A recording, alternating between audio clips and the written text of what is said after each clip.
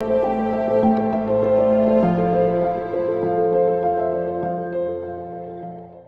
and welcome back to another episode of Reflect, where we're studying the book of Revelation. And today we're in the middle of the book of Revelation looking at chapter 12.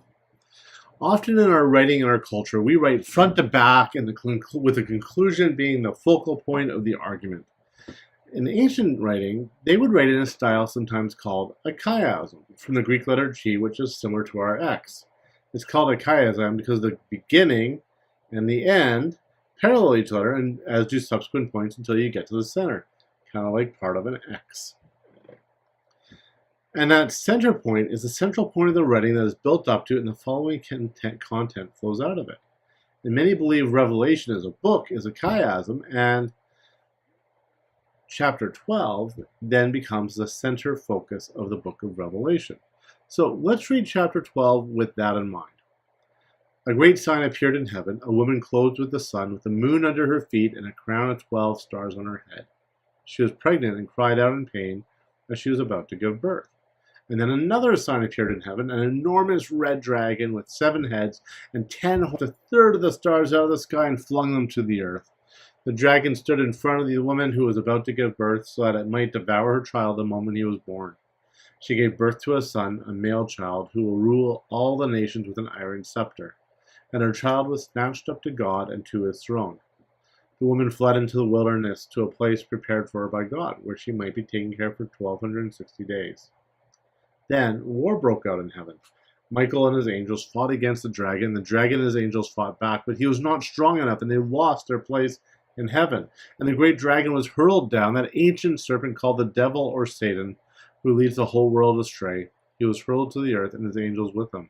Then I heard a loud voice in heaven say, "Now have come the salvation and the power and the kingdom of our God and the authority of his Messiah.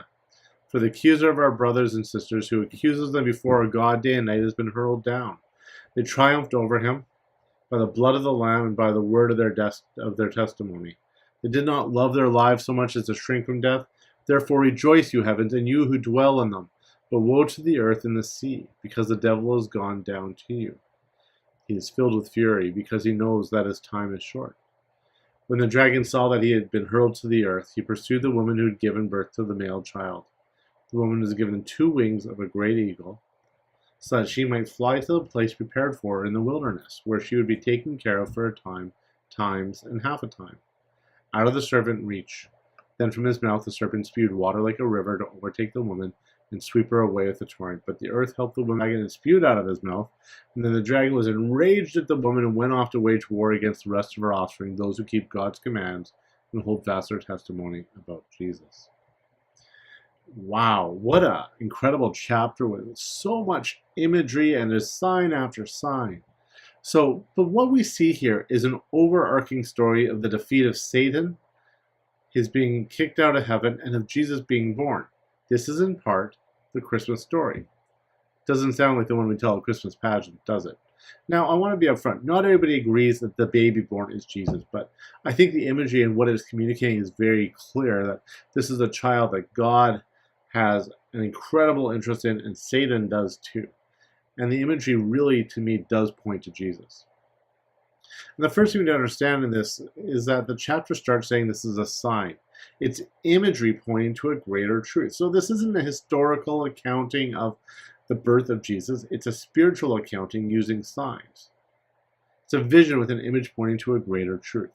So there's 2 major events tied together in this image. The first, the woman giving birth, is most likely Mary and the baby Jesus. And the dragon is Satan wanting to get rid of Jesus. And what we see is a spiritual battle that the birth of Christ brings. I think at Christmas we look at it as like, oh, this baby was born. It's so cute. It's going to become Jesus. But what we don't always think about is the spiritual implications of the birth of God breaking into the world with Jesus, Emmanuel, God with us. We see a voice in heaven proclaiming victory, and then we see an image of the ongoing spiritual battle as Satan seeks to attack the church. So why is this such a critical chapter? Because it's showing us that the birth of Christ is central to everything. Everything we see in Revelation, but also central to everything in Scripture. That's the good news. And like I said, there's a lot of imagery in this chapter, and we would take hours and hours to go through it all. But look at the big picture of what this image is communicating, of what these signs communicate.